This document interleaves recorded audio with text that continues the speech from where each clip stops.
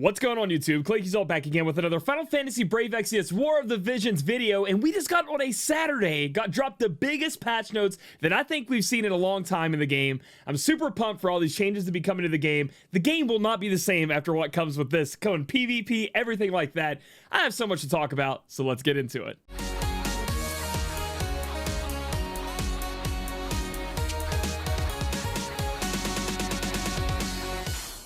Alright guys, so we have our next dev notes. They call it Frontline War of the Visions, but it's the dev note number 3. They just dropped this on us on a Saturday with all kinds of goodies in it. I can't wait to talk about it. I'm going to link to the Facebook post below. I think it's a little bit easier to follow and read and kind of comprehend on a Facebook post, because in the game it's kind of crunched and you only get so much information you got to scroll. So I think the Facebook post is better, so you can check that out if you would like.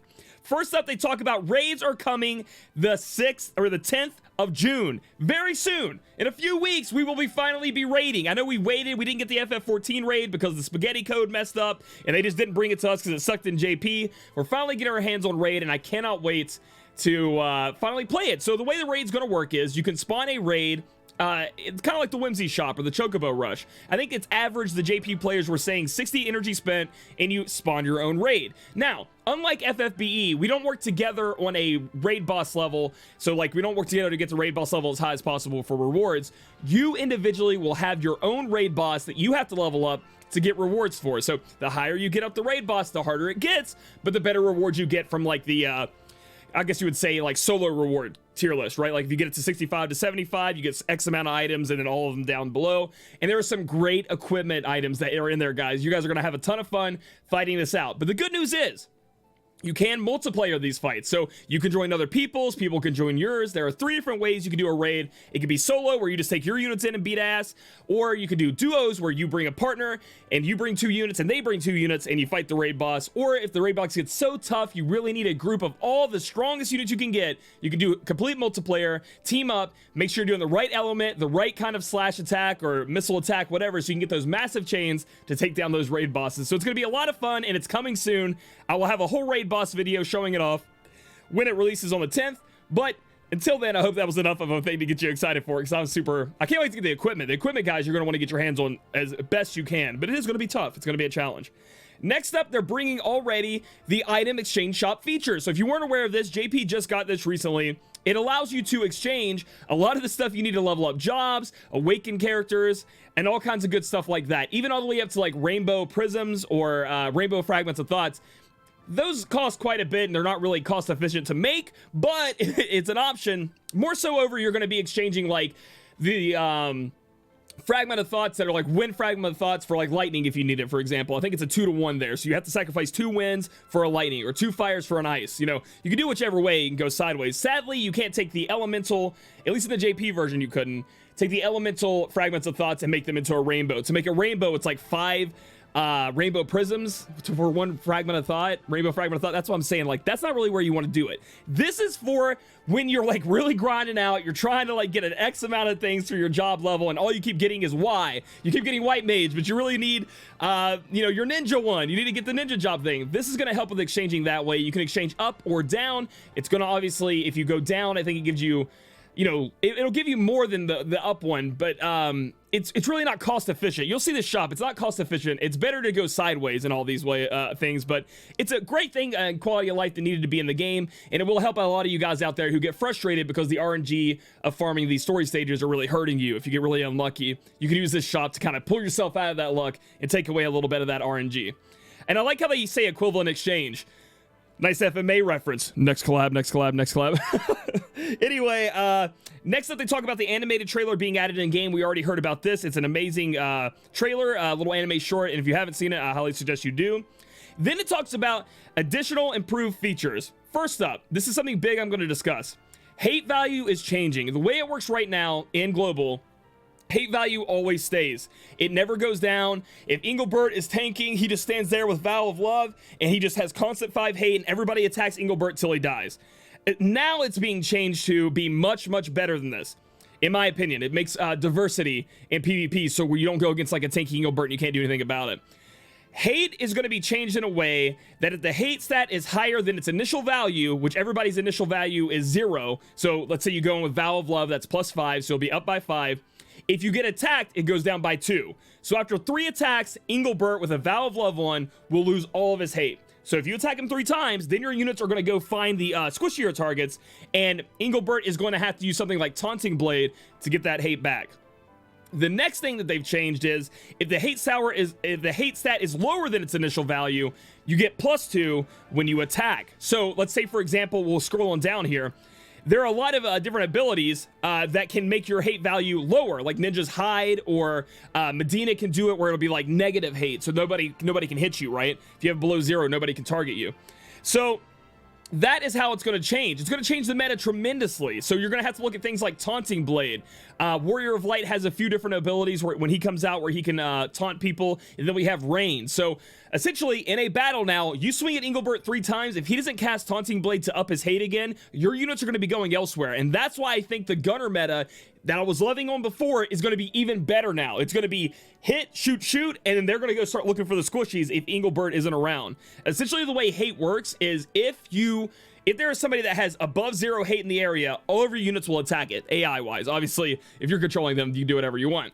AI-wise, they will all attack it until it goes back down to 0. The only time they will not attack a hated up unit is if there's no way they can do it. If they can't get into range, there's stuff in their way, they can't attack, that's when they will attack the other units. So essentially, this change kind of lowers the value of Vow of Love a bit here, and then raises the value of things like Taunting Blade, because you're going to need to cast that. And all these skills are going to be changed a bit, their value, so they're not so high. Like, I think Taunting Blade is like, raise your taunt or your hate by 25, or chance of being targeted by 25. That's going to be lowered to 12 if we look at JP. So at 12, if they cast Taunting Blade, it's going to be like 6 hits, I do believe, because it lowers it by 2 every time to get him back down to 0. So once he casts Taunting Blade, though, that hate's all the way up there.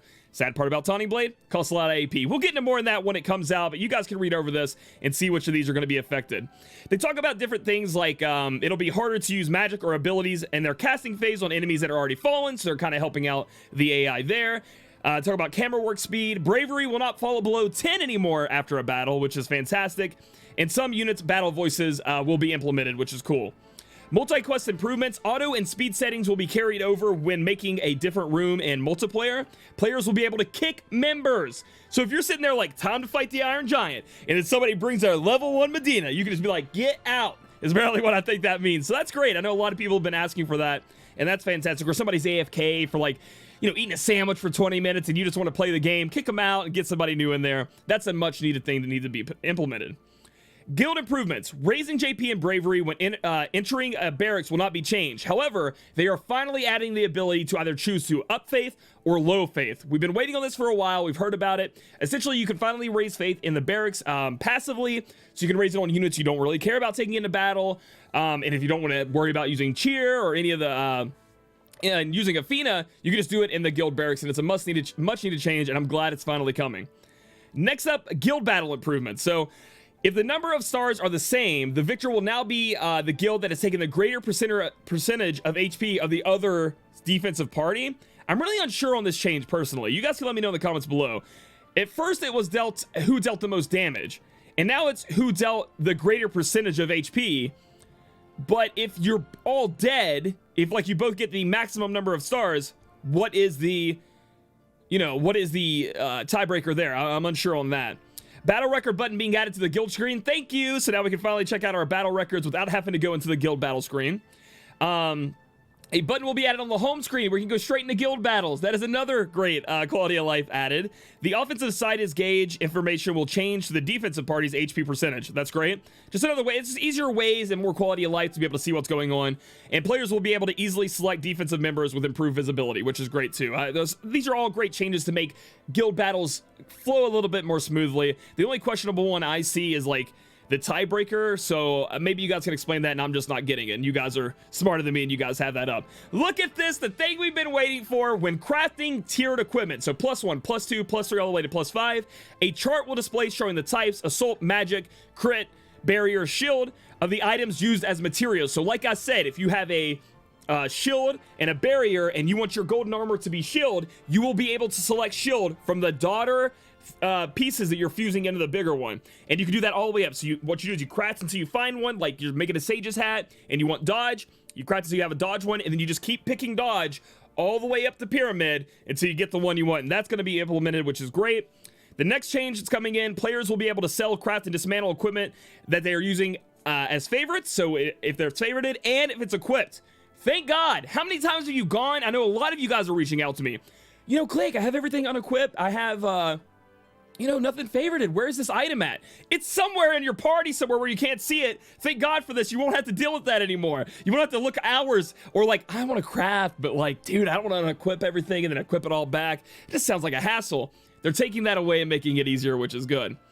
Option improvements. A function to vibrate the device at the end of battle will be added. I guess if you wanted to check at the end of every battle, it'll buzz in your pocket. If you have it in your hand and you're like taking a nap, it'll wake you up. I don't know, maybe somebody will use it.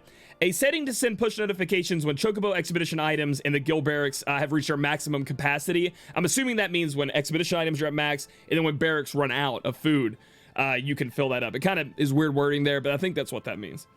Other improvements, various UI improvements. A companion setting guidance feature will be added to all tutorial for all newer players. So finally, people will be pushed to make companions, actually put their units in the companion. I know a lot of people were having trouble finding that.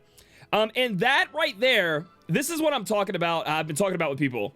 I think all of this is to be added in the big update where it's adding the item exchange shop. Because it says, let's see. It'll be added in the next update. See how it says added in the next update? And then it just keeps going on and talking about stuff and talking about stuff. It never gives a date after that. Then it says future updates. Features to be added, improved upon in coming updates. So it makes like a line here.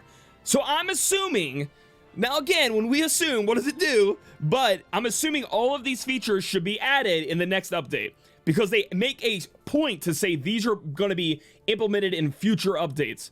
That's just my opinion. Let me know in the comments below how you feel. That's what I think. So here's a list of new and improved features we're considering for future updates. We're not quite at the point where we can provide specific release dates yet, but they could for the other ones, but they didn't, so I'm assuming it's the next update. But rest assured that our development team is hard at work. Your patience is much appreciated. Quests. Feature to set number of auto repeats. So you could say, I only want to run this fight 5 times, and then it'll go run the fight 5 times. Awesome. Feature allowing players to set desired item and quantity with a game autoing feature until acquired. I need 5 ninja items. You know what I mean? 5 blue ninja job items. You can say, I farm until I get 5 blue ninja start items. Boom. That's amazing. That way you don't over farm, you don't overspend, but you also don't underspend. You can get the items you want.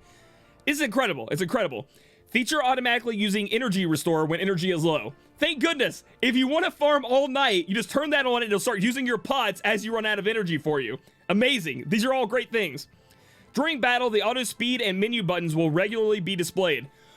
Thank goodness. This also goes for the skip function, I'm assuming. So like, instead of having to hopefully, when you're in auto, click the menu to like get out or skip or, you know, I need to turn auto off, but it disappeared while they're using an ability. They're going to allow that to be on at all times, I'm hoping, which is incredible for us. Now, the next one that we're talking about is probably the one that's going to change the game even more so than hate. Like, this is going to change the game forever. The abilities to feature to turn on and off each ability during auto battle. So, this works for PvP, arena, story mode, and you can set differences for arena, PvP, story mode. All kinds of different times. So you can turn off all that stuff. If you're sick of your mod doing rock throw, you're going to be able to turn that off. But maybe you want him to throw rock throw in PvP to be disrespectful. Who knows? It's your gameplay. You can do that, but have it turned off in story mode.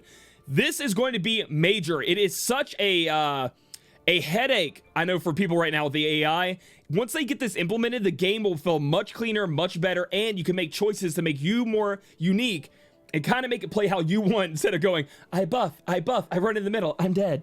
Like, you could kind of tweak it a lot more. And again, it goes for different parts of the game. So you can really set up your team to do different things when you're in story farming, and your PvP team, you know, get down to bed the way you want it to be and make sure they're doing the most damage they can. So that's going to be a very much needed welcome change. They have some option changes. They're talking about energy saving mode, which is going to be great, going to help with auto features so your battery doesn't die out too quick while you're autoing. Other features, auto formation option. When selecting auto formation, players will be able to choose whether they only want to set equipment, vision cards, and espers, etc. After transitioning into a quest from a reverse lookup, Players will be able to return to the original screen by tapping the button on the top left. Players will be able to move from the Equipment Enhanced screen to the Awakened screen in one tap. Defensive Spirit will be added to the unit's display. We finally don't have to go, well, Engelbert has 1 here, and 3 from his passive, and 4 from his equipment. No, it's finally going to be there so we can see it. Thank goodness for that. The skip button will be regularly displayed, so you can finally just skip those battles you don't want to sit through. The max level will be added to level display, level 25 out of 30, so it shows you where you're actually at on how high your max level can be. And we've hoped you looked at these features. Guys, I know I talked a lot and I talked fast, but I gotta tell you, this is a super welcoming update. I cannot wait for these changes. Obviously, all of these changes that are supposed to be coming in the next update, I'm super looking forward to. And the Lucia banner should be coming next week. And again, with these changes to hate, it's much more monumental than you think. If you've hated just attacking Mons, if you've hated just attacking Engelbert, they're only going to get 3 attacks, and then if they don't use Taunting Blade, you're going to go for their squishies again. And their squishies are no longer safe. You don't have to just sit there like, oh my gosh, dude, I'm just keep attacking Engelbert. Like, and that's going to change your playstyle too. Like, I love Engelbert, but it's going to change it a little bit. It's going to be a little bit more tough. And like I said, with Lucia coming out, I think it really helps the Gunner Mage meta to be even stronger. Gunner meta. I don't know why I want to throw Mage in there. To be much more outstanding than it would have been before, and it's going to change the game in a lot of ways. Guys, I hope I'm right about it coming in the next update. That's what it says here. And again, it doesn't say it anywhere else. It says, again, I just want to read this, go through this. Oh, it's up here, isn't it? My bad, guys. The shop's lineup will be unveiled in the official opening, but then it says the equal value is scheduled to be added in the next update. And then they literally just list off all this shit until you get down here, and then it says these don't have release dates, future updates. So I think that's all going in there, which is going to be amazing. So anyway, let me know what you guys think in the comments below. I'm just so pumped for what's coming to the game, and I'm so pumped for raids. I can't wait to do them with you guys on my stream and just have a really good time. So if you guys like this video, give it a thumbs up. Comment down below what you're most excited about. And we all know its abilities on and off, but hey, you might be excited about something else. Subscribe to me here on YouTube for more War of the Visions content, and I'll catch you guys in the next video.